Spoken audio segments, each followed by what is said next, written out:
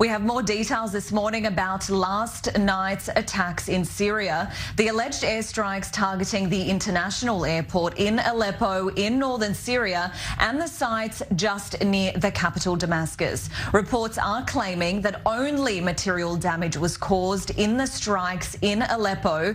The United Kingdom-based Syrian Observatory for Human Rights, which relies on a vast network of sources on the ground for its information, confirmed an attack. It said 4 Israeli missiles had targeted the runway and depots at the airport, believed to contain missiles supplied by Iran. Well, shortly after this, there was a second alleged Israeli strike supposedly targeting sites near Damascus, with Syrian air defences activated over the capital. Yet another attempt to intercept incoming missiles. Well, this all comes just less than a week after the last alleged Israeli airstrikes targeted the Syrian Scientific Studies and Research Center in Masyaf.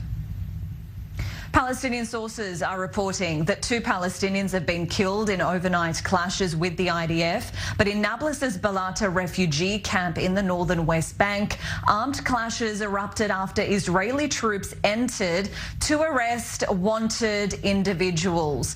Well, separately, reports said that a second Palestinian was shot and killed by Israeli forces during clashes in the city of Al-Bira near Ramallah. No immediate comment from the Israeli Defense Forces on the clashes yet, but the IDF conducts regular search and arrest raids in the West Bank, which usually leads to violent confrontations.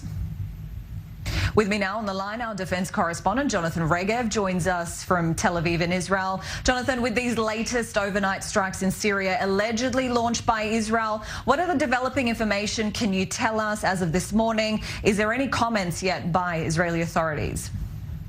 No comment from Israeli authorities, and there will probably not be any comment from Israeli authorities. Israel almost never claims their responsibility right at the time. Only years later, Israel says that it has carried hundreds of strikes in Syria, but at the time, Israel almost never claims a responsibility, thus leaving the other side the opportunity not to retaliate. This is how this game is handled. Some interesting facts about this attack. First, the airport in Aleppo, not a site that Israel strikes a lot. The Damascus airport, a different story. That's a place where Israel is constantly attacking. Aleppo airport, something different. What can we learn from that? Perhaps the Iranians understanding that the airport in Damascus, being quite close to the Israeli border, is very vulnerable. They're trying to find another site to where they could send their cargo, but now they're learning that the Aleppo airport is not safe for them as well.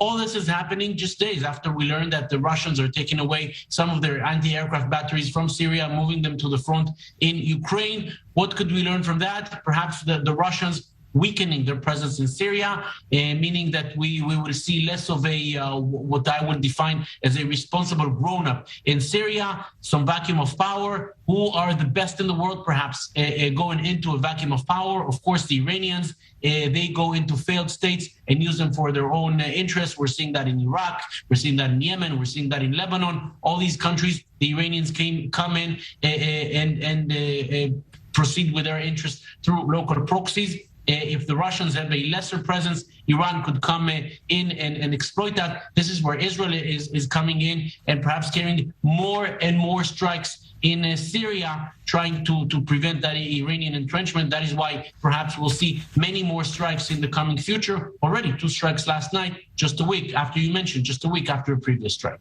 Thank you so much, Jonathan. Our defense correspondent there, Jonathan Regev, live with those details from Tel Aviv in Israel. Well, nobody's gotten to the bottom of 9/11, unfortunately, and they should have. Well, nobody's gotten to the bottom of 9/11, unfortunately, and they should have. Well, nobody's gotten to the bottom of 9/11, unfortunately, and they should have.